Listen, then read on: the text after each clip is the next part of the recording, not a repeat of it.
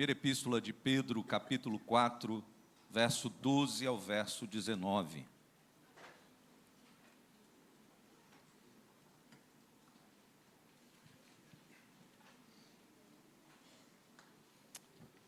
Amém? 1 Pedro 4, verso 12 ao 19. Diz assim o texto sagrado: Amados, não estranheis o fogo ardente que surge no meio de vós, destinado a provar-vos, como se alguma coisa extraordinária vos estivesse acontecendo.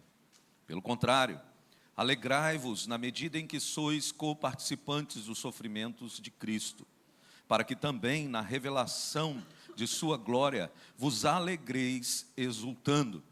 Se pelo nome de Cristo sois injuriados, bem-aventurados sois, porque sobre vós repousa o Espírito da glória e de Deus.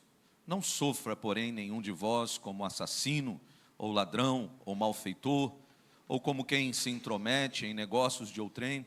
Mas, se sofrer como cristão, não se envergonhe disso. Antes, glorifique a Deus com esse nome. Porque a ocasião de começar o juízo pela casa de Deus é chegada. Ora, se primeiro vem por nós, qual será o fim daqueles que não obedecem ao Evangelho de Deus? E se é com dificuldade que o justo é salvo, onde vai comparecer o ímpio, sim, o pecador?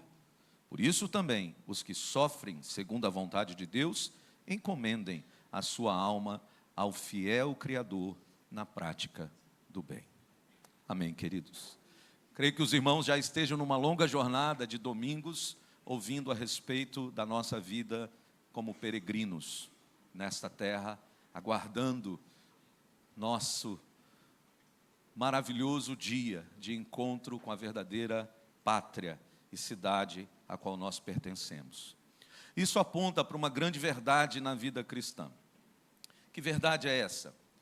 Que por diversas vezes, enquanto nós estamos peregrinando e caminhando nessa expectativa ardente da volta de nosso Senhor Jesus e estarmos plenamente com Ele, nós nos deparamos com circunstâncias em nossa vida em que o céu, por vezes, parece muito distante de nós.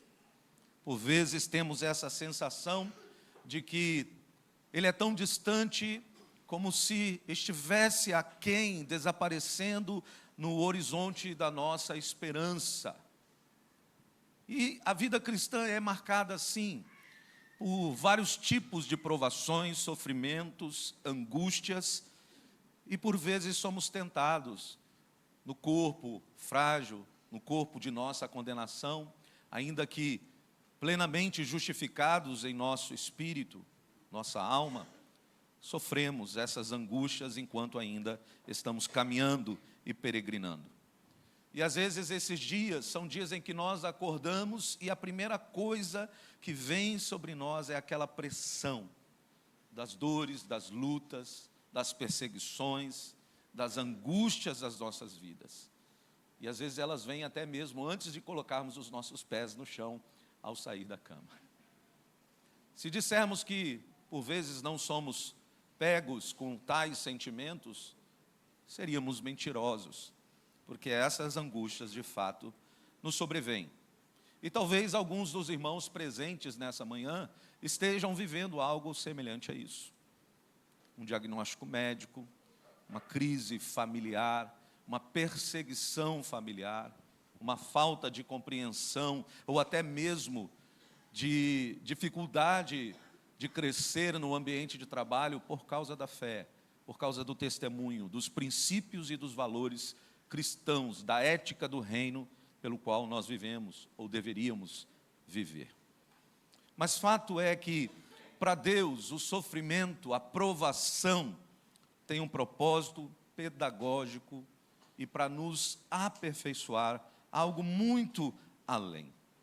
E Pedro vai trazer uma resposta a esses irmãos que estão nessa dispersão entre a Ásia Menor, sendo perseguidos, sendo impedidos de até mesmo definirem um lar, embora ele use uma expressão de peregrinos e forasteiros no mundo. ainda que possa ser usado como uma metáfora, de fato, a todos nós cristãos, porque essa é a realidade, mas ele está falando de uma realidade diante de uma frente perseguição hostil, terrível do Império Romano e possivelmente próximo até mesmo do seu próprio martírio, né, sobre as mãos do imperador Nero. Então nós estamos diante de uma realidade de irmãos sem lar, irmãos perdendo casas, casas sendo queimadas, irmãos sendo traídos, entregues por seus próprios familiares, irmãos lidando com perseguições e hostilidade sistemática do Império Romano. E talvez você e eu nos deparemos com uma pergunta clássica, que ao longo de nossa jornada tenhamos feito. Por que servir a Cristo Jesus, o Senhor da glória, nos causa tanto sofrimento? Nos causa tanta luta?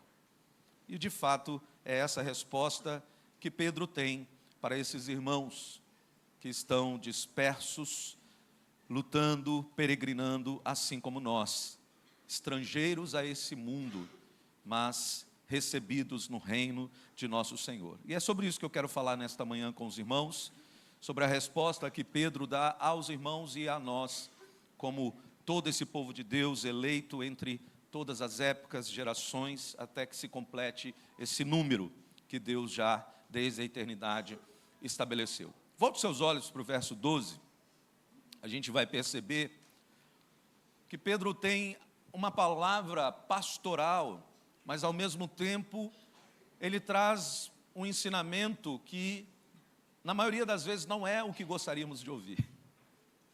Esse ensinamento não vem para afagar ou simplesmente nos trazer um local que gostaríamos de estar, que geralmente a carne gosta de estar, num ambiente meramente confortável aos nossos desejos. Pedro tem uma instrução e ele se surpreende e deseja que o povo de Deus não trate o sofrimento, a luta e as angústias deste mundo hostil como uma surpresa, como algo que viesse de forma extraordinária, como se nós não já estivéssemos sido preparados, instruídos a lidar, e não somente a lidar, entender o propósito pelo qual Deus permite as provações, enquanto nós estamos aqui. E é sobre isso. Ele vai citar um contexto sobre o fogo que não deveria nos surpreender. Verso 12 ele diz assim: amados, não estranheis o fogo ardente que surge no meio de vós, destinado a provar-vos, como se alguma coisa extraordinária estivesse acontecendo. Primeiro, Pedro vai usar um termo aqui muito importante, irmãos. Ele vai se referir a esses irmãos em prova constante como amados. E o coração de Pedro aqui é o coração do apóstolo, um coração pastoral. Ele entende que esses irmãos que estão em provas, em lutas, são irmãos amados. São amados por quê? Porque Deus os amou, sendo eles ainda pecadores. São amados porque são adotados e inseridos à família de Deus por causa da obra perfeita do seu Filho, ao morrer pelos seus pecados. E essa adoção os coloca não só no estado legal de santos e justificados, mas num estado em que agora experimentam dessas riquezas e dessas benesses que Cristo Jesus adquiriu para eles. São filhos, são pessoas amadas. É um amor de fato, inefável, que envolve todo o coração de um pastor que nós estamos falando aqui, experimentado. Um pastor que já caminhou anos e anos servindo o Senhor e, como já disse, se aproximando do seu martírio.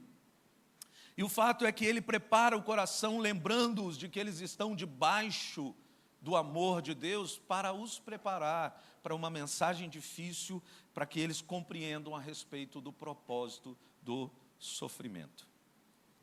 Quem de nós vai dizer que amamos o sofrimento?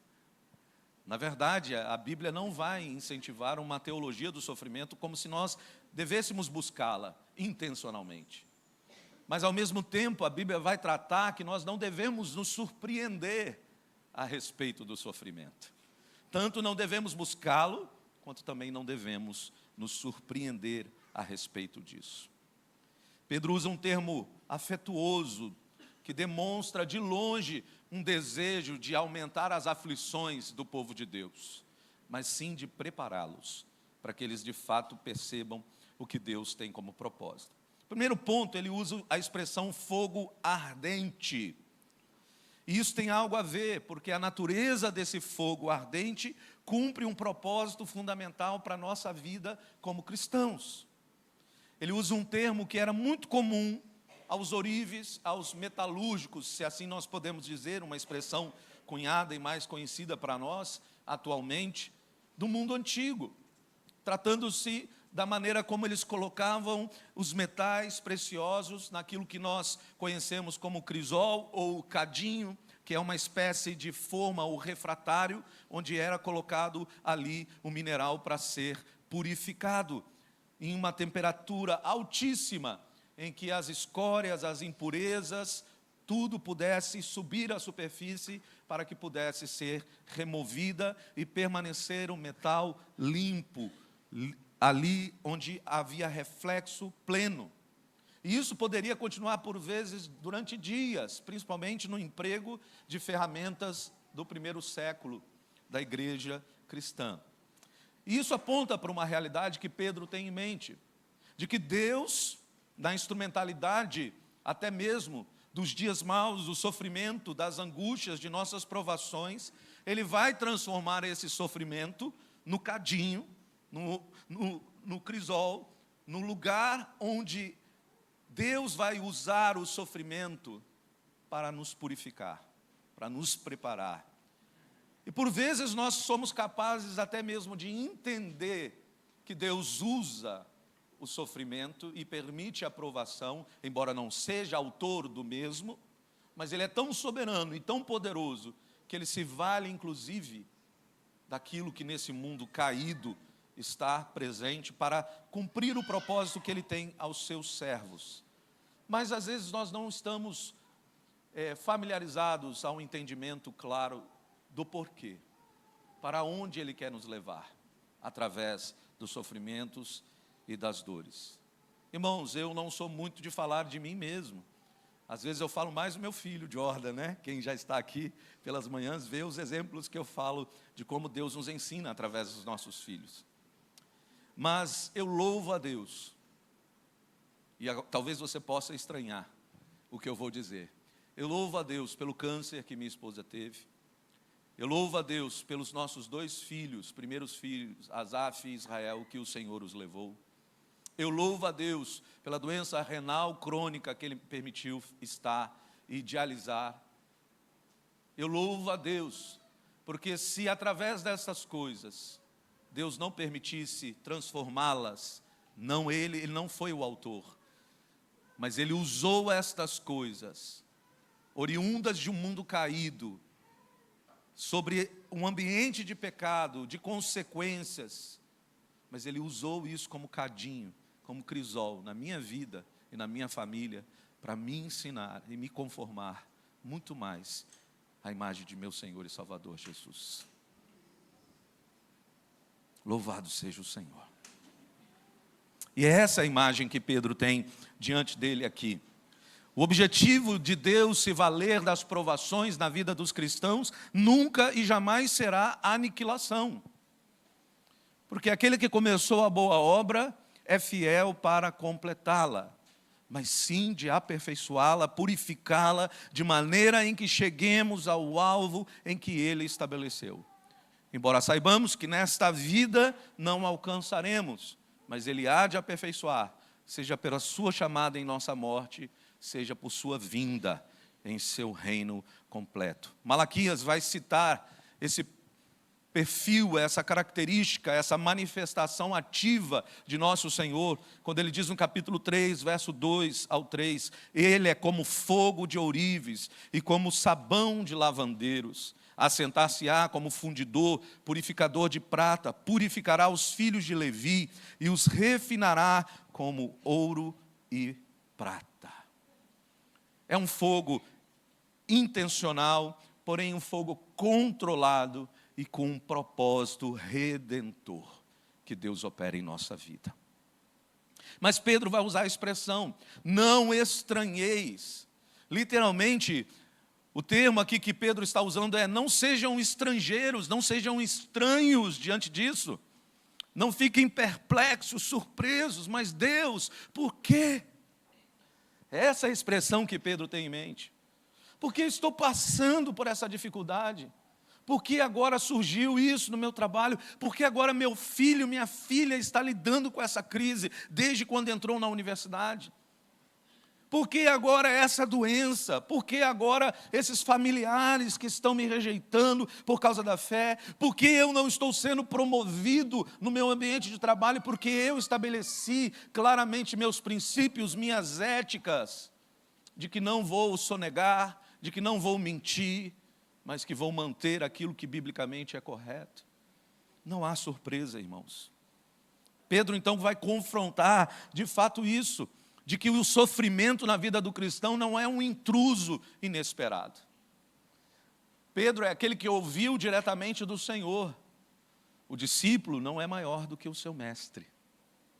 E eu gosto de dizer que o caminho do mestre é o caminho do discípulo. Não existe um evangelho sem cruz.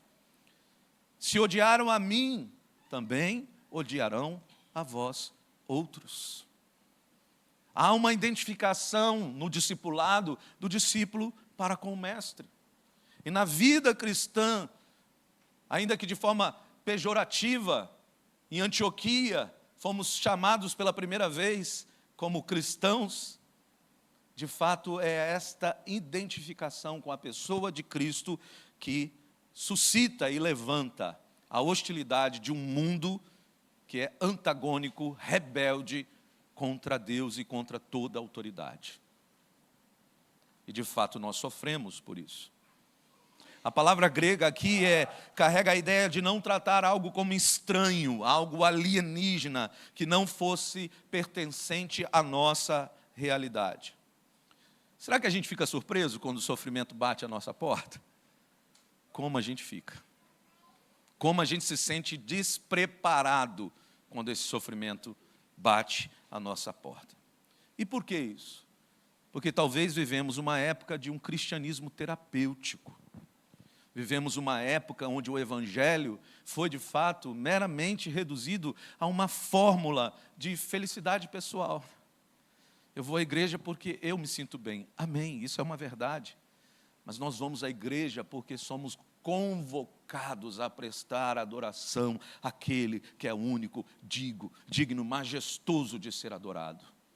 E por causa desta adoração, por causa da glória, que é o fim último, o propósito de nossa existência, temos o privilégio de encontrar deleite e alegria plena na pessoa de nosso Senhor. E esta é a questão. Mas vivemos esse período onde o evangelho é tratado como uma fórmula de felicidade pessoal, prosperidade material e bem-estar psicológico. Mas esse não é o evangelho apostólico. Esta não é a palavra que Jesus disse: no mundo tereis aflições. Todos os que querem viver piedosamente em Cristo Jesus padecerão perseguições. Aí às vezes, como já ouvi de um jovem, graças a Deus não de chácara e nem mesmo aqui, mas ele falou: então, eu não vou orar muito não, não vou ler muita Bíblia não vou ser tão piedoso não. Eu disse para ele: se você não crescer nesses meios de graça, é um demonstrativo de que você precisa rever o seu conceito de ser regenerado, de ter sido salvo pelo Senhor. Porque um regenerado vai crescer nesses meios de graça, cumprindo o propósito de Deus. Pedro está escrevendo por inspiração divina, meus irmãos. E ele nos alerta aqui, como cristãos, a não considerar nenhuma dessas coisas como extraordinária. Quando nós somos colocados à prova, quando às vezes os alicerces da nossa vida parecem que estão sacudindo. O salmista diz, literalmente, quando se caem os fundamentos, o que fará o justo? E a resposta seguida é: o Senhor está em seu trono. Nada mudou. Tudo está no controle da nossa vida, da nossa vida nas mãos do Senhor, perdão. Mas nós precisamos entender, porque na maioria das vezes nós agimos e caminhamos pela visão do observador, como nós enxergamos as coisas ao nosso redor. E achamos que não há solução, estão abaladas. Mas nós não somos chamados a isso. E é isso que Pedro está fazendo. De forma pastoral, ele deseja que os irmãos que estão sendo colocados à prova sejam levados a uma mudança de perspectiva bíblica, teológica, ajustar o seu foco, suas lentes, a fim de que eles possam olhar e se referenciar aonde eles de fato devem, e não em suas próprias vidas. Nada é mais prejudicial para o cultivo da nossa constância cristã do que imaginar que podemos servir a Deus sem a cruz, sem a identificação com Ele. Quem disse isso é Calvino, embora eu esteja parafraseando de forma mais adequada para nós. Richard Sibbes, ele disse o seguinte: o que é a vida de um cristão, senão um mar de tribulações intercalado com ilhas de descanso? Enquanto nós aqui estamos. A vida cristã é assim. Alguns pontos para a gente poder aplicar aqui. Primeira questão: esse fogo que parece-nos estranho não é para nos punir, ou Deus que está nos punindo por algum pecado. Pelo contrário, Romanos 8:1, nenhuma condenação há para aqueles que estão em Cristo Jesus. Segundo, você não foi esquecido e não foi abandonado por Deus, e por isso que você está passando por provações. Nunca te deixarei, nunca te desampararei. Você não está em um lugar onde nenhum outro fiel ao longo da história também não esteve. Não é novo. Basta olhar para a historicidade da igreja e você verá que esta é uma realidade, de que o sofrimento e as provações é de fato uma realidade onde gerações de fiéis caminharam nesse sentido. Amém, queridos? Segundo ponto, volte seus olhos para o verso 13 ao verso 16. Quero ler apenas um destaque aqui importante. Pelo contrário, alegrai-vos, na medida em que sois coparticipantes do sofrimento de Cristo, para que também na revelação de sua glória vos alegreis exultando. Espera aí, tá bom, eu entendo que o sofrimento é a maneira como Deus usa de forma pedagógica, no cadinho que Ele constrói ali para nos formar, nos purificar. Mas agora Pedro está dizendo que eu devo me alegrar? Devo ter-me como motivo de alegria o passar por essas provações? Sim, porque existe algo grandioso e maravilhoso. Esses sofrimentos por causa de Cristo Jesus, e Pedro vai falar mais à frente um pouquinho sobre os sofrimentos que não há proveito algum. Mas esses sofrimentos por causa de nossa fé, de nossa ética, de nossa conduta como cristãos, esses sim, quando nós sofremos, Pedro está em mente aqui a comunhão que nós temos por participar do sofrimento de Cristo Jesus. Olha, embora Deus salve eleitos, esses eleitos são salvos para serem inseridos num corpo, e este corpo é o corpo de Cristo. A partir do momento em que somos inseridos nesse corpo, também estamos comungando com Cristo em seu corpo, e o fato é que permanecemos nesse corpo por ser o corpo de Cristo, e é Ele quem nos mantém por seu Espírito Santo. Por que estaríamos isentos também de seu próprio sofrimento? Embora aqui Pedro, e tanto Paulo que vai citar isso, não está dizendo de sofrimentos redentores, salvíficos, como se de alguma maneira estivéssemos completando a obra de Jesus no sentido salvador. Não, mas no sentido de identificar-se com Ele. E isso tem um papel na obra redentora, em como Deus decretou que seria esse estágio da salvação chamado santificação na nossa vida, em que iríamos nos assemelhar em Cristo com o seu sofrimento, a fim de que pudéssemos sermos conformados à sua imagem. E ele usa esse termo de co-participantes, que vem da mesma palavra de koinonia, de comunhão íntima, profunda. Quando nós estamos sofrendo por causa do Evangelho, por causa de nossa fé, porque somos cristãos num mundo anticristão, nós não estamos apenas aprendendo a suportar dificuldades, nós estamos compartilhando misticamente desse corpo de nosso Senhor Jesus Cristo. E Paulo expressa a mesma coisa: alegro-me nos meus sofrimentos por vós e preencho o que resta das aflições de Cristo na minha carne a favor do seu corpo, que é a igreja. Colossenses 1, 24. Ele vai citar também Filipenses 3,10, para conhecê-lo e o poder de sua ressurreição e a comunhão de seus sofrimentos, conformando-me com ele na sua morte. Pedro tem em mente aqui uma expressão poderosa, porque ele vai dizer: pois sobre vós repousa o Espírito da glória e de Deus. Ele está dizendo que aquele cristão que está sendo submetido à provação, à dificuldade nesse mundo por ele ser cristão, ele está comungando com Jesus em seus sofrimentos e na sua morte, nas suas aflições não salvíficas, mas se também participa de seus sofrimentos, sobre ele também estará sua conquista, seus méritos, aquilo que ele mesmo adquiriu por seu próprio sofrimento. É por isso que Paulo vai dizer aos Efésios: estamos assentados com ele nas regiões celestiais.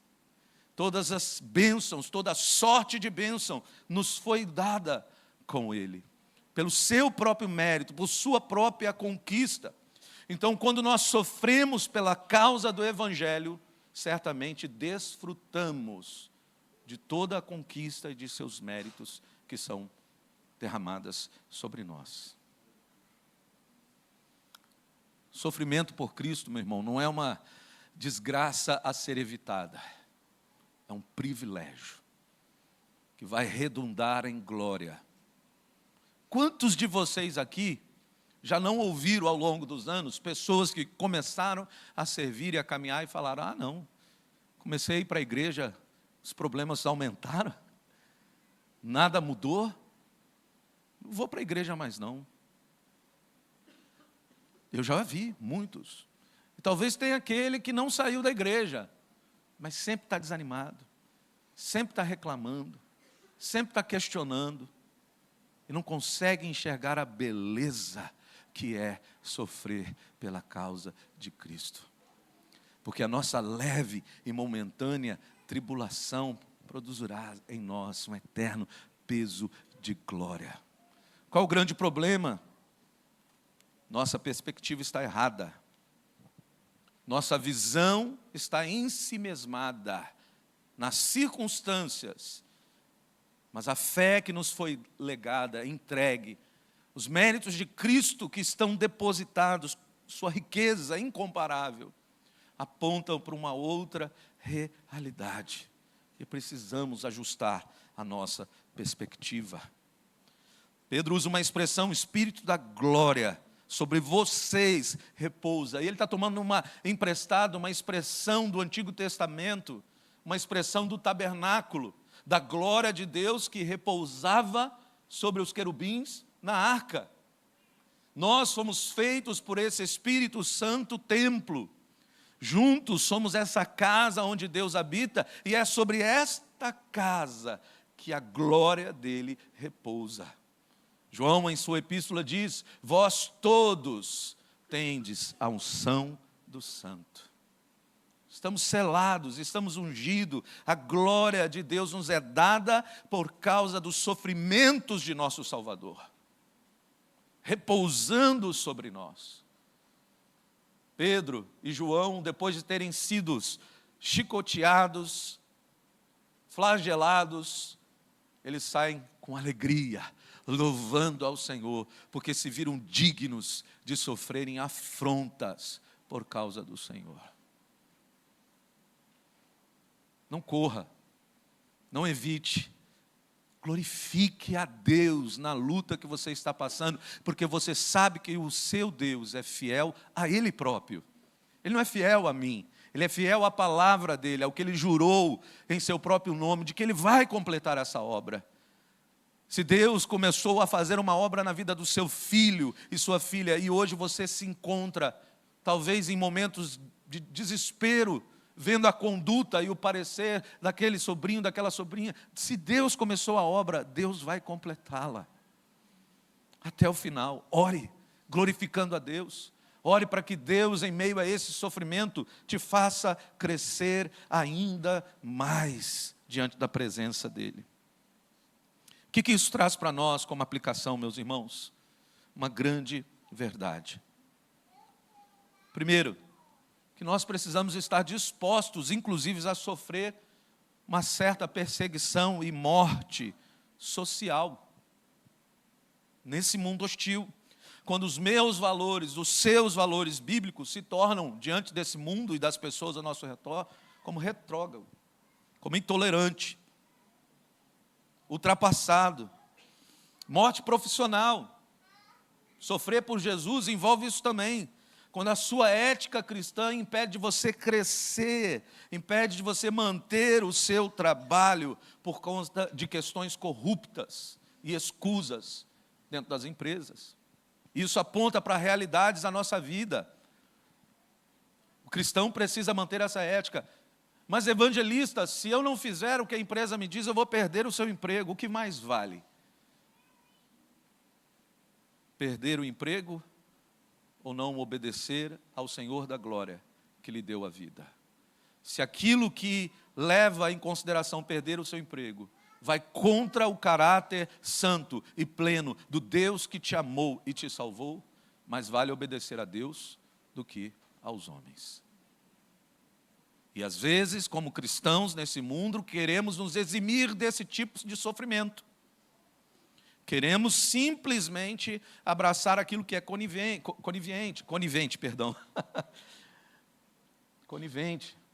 Aquilo que, não, eu tenho uma família para sustentar. Quem sustenta você de fato? Quem te deu uma família? Quem é o provedor? Quem é aquele que vai te manter? É o Senhor, que te chamou e que te salvou. Morte relacional. Quando amigos e até familiares abandonam ou evitam você por causa da sua piedade, por causa do seu compromisso com a palavra de Deus. Morte de comodidade. Quando viver conforme o Evangelho significa ter que abdicar de certos prazeres e comportamentos que eu quero ainda manter, que eu quero ainda viver, que eu quero ainda agradar os meus amigos antigos, para estar naquele momento, mesmo que isso me custe abandonar o dia do Senhor, a comunhão com os irmãos, o próprio ato dos sacramentos presentes. Afinal de contas, trabalho tanto e quero ter um momento de lazer. Isso é se conformar com o mundo. Diferente de quem, de fato, necessita trabalhar neste dia, diferente até de fato quem está acamado, acometido de uma doença ou requisitado a atender uma urgência que demanda a participação dele. Mas eu estou falando daqueles que simplesmente querem manter comodidades em troca do Evangelho. Terceira coisa, irmãos, vamos correr aqui. Verso 17 ao verso 18. Quero citar apenas um texto aqui, como um texto-chave a respeito desses versos que nós já lemos. Porque a ocasião de começar o juízo pela casa de Deus é chegada. Ora, se primeiro vem por nós, qual será o fim daqueles que não obedecem ao Evangelho de Deus? O juízo de Deus, o critério de avaliação, começa pela casa de Deus. E veja, aqui é uma disciplina paternal, não tem a ver com ira judicial para condenar. É a maneira como Deus chama os seus filhos para, de fato, tratar com eles, se eles estão correspondendo. O sofrimento do cristão é parte do juízo divino, não para a condenação, mas para nos disciplinar como filhos. Todo aquele que ele recebe como filho, Hebreus 12, disciplina, a fim de que seja participante da natureza dele próprio. O ápice, o objetivo máximo da salvação, de servirmos o Senhor, de estarmos aqui comungando uns com os outros, de orarmos, de lermos as Sagradas Escrituras, de participarmos dos atos sacramentais, tem somente um objetivo: sermos conformados à natureza divina, e essa natureza é a imagem de nosso Senhor e Salvador. Não é para simplesmente um Deus que é acolhedor, provedor, sustentador. Tudo isso está dentro do pacote maravilhoso da graça de Deus, que é perfeita e completa. Mas é para nos conformar. E tudo aquilo que não está de acordo com esta forma, Ele vai nos trazer para perto e exercer a sua disciplina paternal com muito amor e graça, para que a gente seja conformado à sua natureza. Porque corpo da condenação, não verá o reino de Deus, mas precisa ser transformado. E é essa perspectiva que Pedro tem em mente aqui. Ezequiel 9:6 fala que Deus ordena o juízo de que começa pelo santuário. Deus é esse pai, ao tratar os filhos legítimos, vai exercer disciplina pastoral. Jonathan Edwards, ele vai falar o seguinte: os sofrimentos dos santos não são efeitos de uma ira divina condenatória, mas expressões do mais terno amor paternal, preparados para que sejamos segundo a sua glória. Ele introduz um argumento importante aqui. Se é com dificuldade que o justo é salvo, onde vai comparecer o ímpio? Sim, o pecador. Ele começa aqui do menor para o maior, que era uma instrução muito comum, rabínica. E ele tem uma lógica muito importante. Se os justos passam por um critério tão rigoroso para sermos purificados e sermos conformados à imagem do Senhor Jesus, qual é o destino daqueles que rejeitam o Evangelho e a palavra de Deus?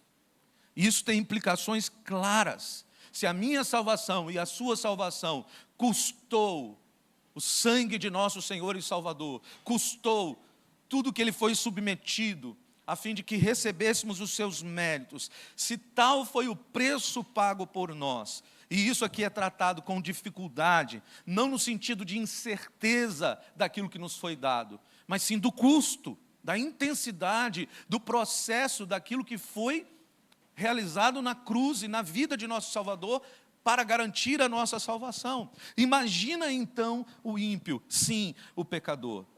Isso tem implicações. Primeira implicação, uma urgência evangelística.